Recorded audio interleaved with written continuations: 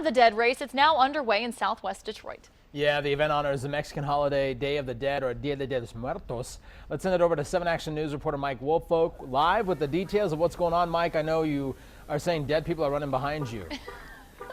Yes, and in fact, the race is ending for some of them because the 5K runners are actually coming across the finish line. The 10Kers continue on. But we have talked a lot about the significance of the Day of the Dead and had a lot of fun with it. But there's a very serious side to this. I have Bishop Donald Hanchon with the Archdiocese of Detroit. And Bishop, we're standing by what is known as an ofrenda. Tell us what this is. Okay, sure. Thank you. Good morning, everybody.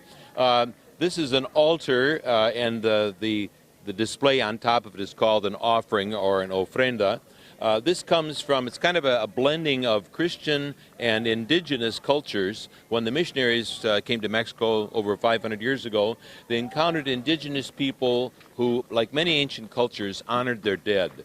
And they would honor their dead by having skeletons, or you'll see many of the runners are made up with, skeleton makeup. And the skeleton represents the deceased person. But they're decorated as they are here on the altar to sort of celebrate the life of that person. So there's not a fear of death, there's rather a deep regard and appreciation. So in an ofrenda, you would find things that people, the deceased relative loved. Like I see some instant coffee there, some coffee, I see some snacks, there are candles lit, and the skeleton, as I say, is kind of an omnipresent sign. In Mexico, you can buy them made out of chocolate and have the person's name on it. Okay. And you can give that as a gift to somebody. So you would receive one on the Day of the Dead, a skeleton as a reminder, you know, you're going to go through this too. Right. So another thing I found when I was in Mexico studying the language is that on the Day of the Dead you could buy little handcrafts, and everything featured skeletons. There would be a little butcher made up as a skeleton, or a priest as a skeleton. So it's a great thing, and I'm glad that Southwest Detroit Business Association sponsors this run every year. Yeah, and we know how important the church is to many folks here in the Mexican-American community. We're glad to have you with us. And thank you. Appreciate you. Thank you very much. Stopping by from the Archdiocese, Bishop Donald Hanchon. Again, the race coming to an end for the 5Kers. The 10Kers are still out there.